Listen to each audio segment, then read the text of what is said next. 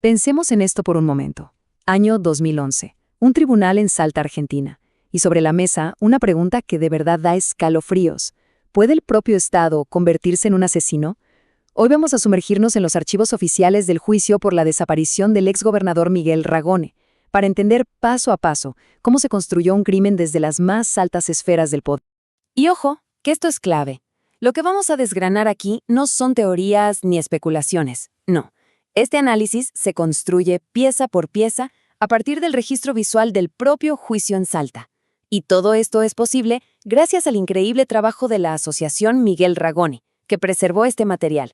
Así que básicamente estamos viendo la historia tal y como se contó frente a los jueces. Escuchen bien esta frase, porque con estas palabras, la Fiscalía, de entrada, puso las cartas sobre la mesa. Dejó clarísimo que no se estaba hablando de un crimen común. No para nada. Se hablaba de una política de exterminio. Y esta idea, la de un plan sistemático, se convirtió en la columna vertebral de todo el caso. Entonces, ¿cómo se prueba algo así? Bueno, el argumento principal de la Fiscalía fue que el secuestro de Ragone no fue, digamos, un hecho aislado, obra de unos pocos. Fue el resultado de lo que definieron como un consorcio criminal. Una idea potentísima que vamos a desglosar ahora mismo para entender de qué se trata. Ok, ¿qué es un consorcio criminal en este contexto? A ver, el punto clave, el centro de todo, es este. No estamos hablando de un par de agentes corruptos actuando por su cuenta. Para nada. Era el sistema, la mismísima estructura del Estado, la que se había reorganizado con un propósito criminal. Es decir, usaron sus uniformes, sus armas oficiales, su autoridad, todo el aparato estatal, primero para cometer el crimen y después para garantizar que nadie pagara por él. Y fíjense cómo funcionaba esta maquinaria, porque es impresionante. La orden no fue un susurro en un callejón oscuro, no. Fluyó a través de la cadena de mando oficial. La orden de eliminar a Ragone sale del general Menéndez, del tercer cuerpo de ejército. De ahí baja el coronel Mulholt, en la guarnición local de Salta. Él se la pasa al jefe de policía, el coronel Gentil.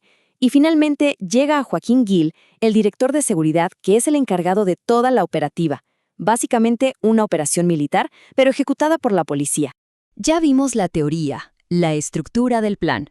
Pero ahora vamos a la práctica, a la cruda y brutal realidad de cómo esa orden, que bajó por la cadena de mando, se convirtió en violencia real en una calle cualquiera de Salta.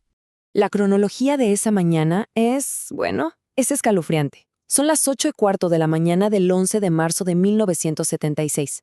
El auto del doctor Ragone es emboscado. Los secuestran, asesinan a Santiago Arredes y hieren a Margarita Martínez de Leal.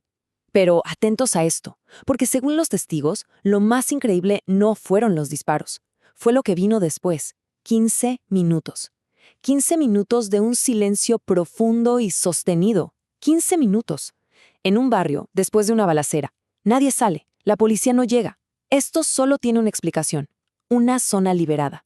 Un espacio que había sido despejado a propósito para que los secuestradores pudieran actuar y escapar sin problemas. Y el encargado de que todo saliera perfecto en el terreno fue Joaquín Gil.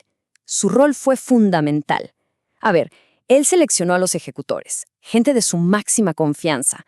Les dio las armas, y no cualquier arma, hasta una ametralladora militar. Consiguió los autos para la huida, que habían sido robados días antes a 400 kilómetros de ahí, para no dejar rastros. Y, lo más importante, coordinó esa zona liberada para que nadie, absolutamente nadie, interfiriera. O sea, una planificación al milímetro. Pero claro, el plan no terminaba con el secuestro de Ragone. Faltaba la segunda parte, que era igual o más importante, el encubrimiento. Y acá es donde el consorcio criminal vuelve a actuar. La misma maquinaria estatal que ejecutó el crimen ahora se ponía en marcha para borrar todas las huellas. Y aquí nos topamos con una pregunta tremenda. ¿Cómo garantizas que nadie te descubra si tú mismo eres la policía, si tú eres el Estado? O sea, si la gente que tiene que investigar es la misma que cometió el delito, ¿cómo se hace? Bueno, la respuesta es simple y terrible, manipulando todo desde adentro. Miren esta tabla, porque es la prueba más clara de esa manipulación. Es demoledora. El radiograma de alerta por el secuestro se emite a las 8:40 de la mañana. ¿Saben a qué hora empiezan a llegar los recibidos de las comisarías? Pasadas las 9 de la noche. casi 12 horas después, y la orden de rastrillaje de buscar por la zona sale casi a las 10 de la noche, pero recién se empieza a hacer algo a la mañana siguiente. Les dieron a propósito más de 12 horas de ventaja a los secuestradores. Una locura. Y no fue solo demorar las cosas, ¿eh? Fue una campaña activa para embarrar la cancha. ¿Qué hicieron? En lugar de tomarle declaración a los testigos clave, los intimidaron. El asesinato de Santiago Arredes simplemente hicieron como que no existió. Nunca abrieron una causa. Y para colmo, se inventaron un testigo falso que decía haberlos visto yéndose para otra provincia para mandar a la policía a buscar a cualquier otro lado. Cada paso estaba fríamente calculado para que la investigación no llegara a ninguna parte.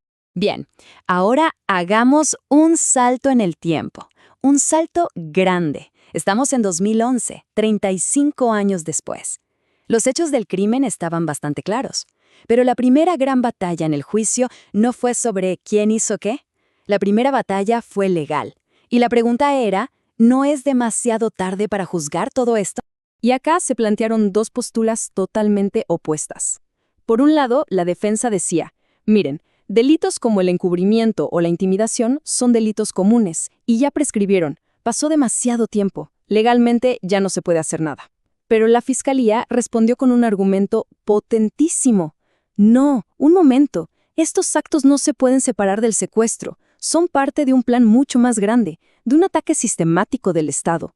Y eso, señores, es un crimen de lesa humanidad. Y los crímenes de lesa humanidad, esos no prescriben. Nunca. Y esta frase que vemos en pantalla, que viene del propio tribunal, es la clave de todo. Lo que dice, en pocas palabras, es que hay crímenes tan atroces, tan graves, que rompen cualquier barrera de tiempo y de leyes locales. Son crímenes, como dice ahí, contra el derecho de gentes, contra la humanidad toda. Y por eso mismo, la justicia no puede tener fecha de caducidad. Bueno, ¿y en qué quedó toda esta batalla legal y por qué nos sigue importando tanto décadas después? Pues bien, el tribunal falló a favor de la fiscalía. Dijo que sí, que efectivamente todos esos actos de encubrimiento eran inseparables del crimen principal, que todo formaba parte de un plan sistemático, y por lo tanto también eran crímenes de lesa humanidad. Una decisión fundamental, porque significó luz verde para que el juicio siguiera adelante. 35. Solo piensen en ese número, 35 años. Es el tiempo que pasó entre el crimen y el día en que comenzó el juicio.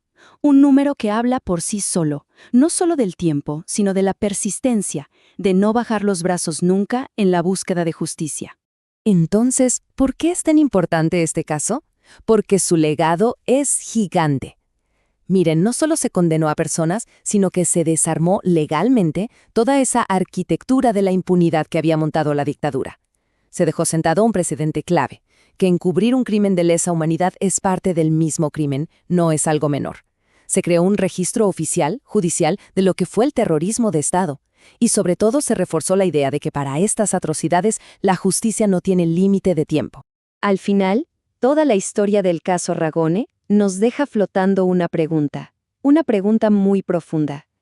Si es el propio Estado el que comete el crimen, ¿cuánto tiempo tiene que esperar una sociedad para obtener justicia?